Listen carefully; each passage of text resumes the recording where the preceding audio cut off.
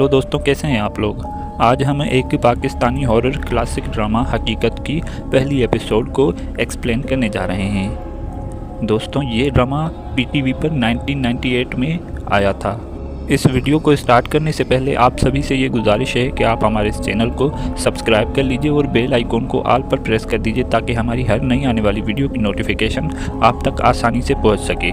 तो चलिए इस वीडियो को स्टार्ट करते हैं। इस एपिसोड के स्टार्ट में हमें एक जंगल के बीच में घर नज़र आता है और उसे कोई शैतानी ताकत बाहर से देख रही होती है और सीन शिफ्ट होता है और हमें एक औरत नज़र आती है जो कि अपने हस्बैंड से शिकायत कर रही होती है कि आपने हमारे बेटे को उस जंगल में ट्रांसफ़र करने क्यों दिया।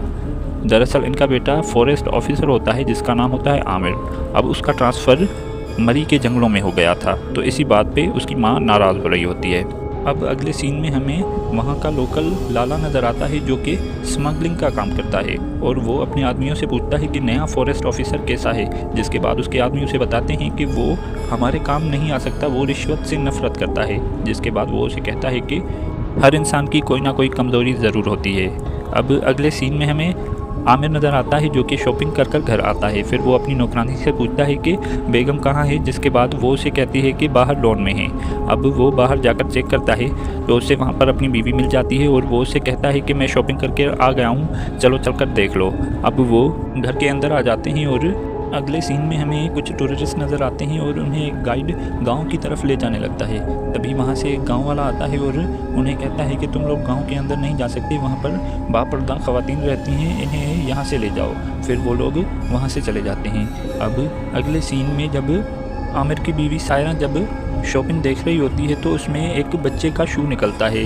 ये देखकर वो काफ़ी नाराज़ हो जाती है और उससे कहती है कि तुम मुझे ये एहसास कराना चाहते हो कि मैं बच्चा पैदा नहीं कर सकती। और ये कहकर वो अपने कमरे में चली जाती है और आमिर भी काफ़ी परेशान हो जाता है। फिर नौकरानी उसके पास आती है और वो उसे कहती है कि बेगम साहिबा रो रही हैं, आप चलकर उन्हें मना लीजिए।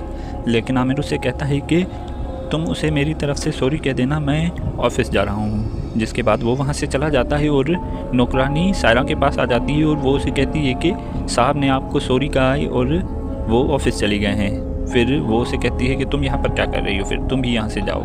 अब अगले सीन में हमें एक गांव की औरत नज़र आती है जो कि एक पागल लड़की के पास आती है और उसे जगाकर उसे दूध पिलाने लगती है।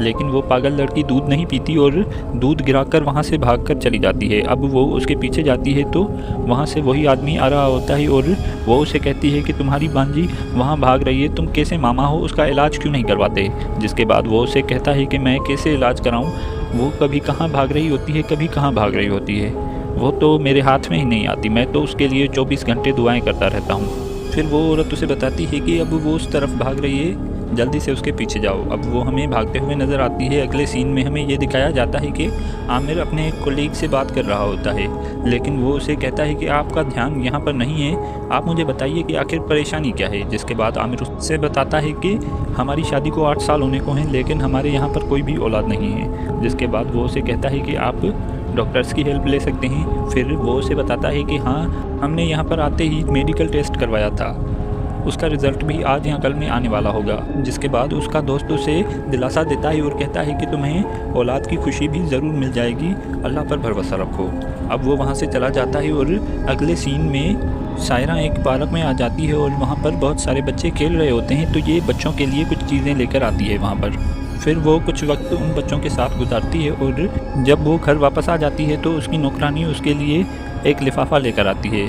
अब वो उस लिफाफे को खोलकर पढ़ने लगती है तो वो काफ़ी परेशान हो जाती है। फिर आमिर भी वहाँ पर आ जाता है और उसकी गाड़ी की आवाज़ सुनकर वो उस लिफाफे को टीवी के ऊपर रख देती है। अब आमिर घर के अंदर आता है और यहीं पर ये एपिसोड एंड हो जाती है। दोस्तों, उम्मीद है कि आपको ये वीडियो अच्छी लगी होगी। अगर आपको ये वीडियो अच्छी लगी है तो वीडियो को लाइक करने के साथ साथ हमारे इस चैनल को सब्सक्राइब भी कर दीजिए और बेल आइकॉन को ऑल पर प्रेस कर दीजिए। Thanks for watching.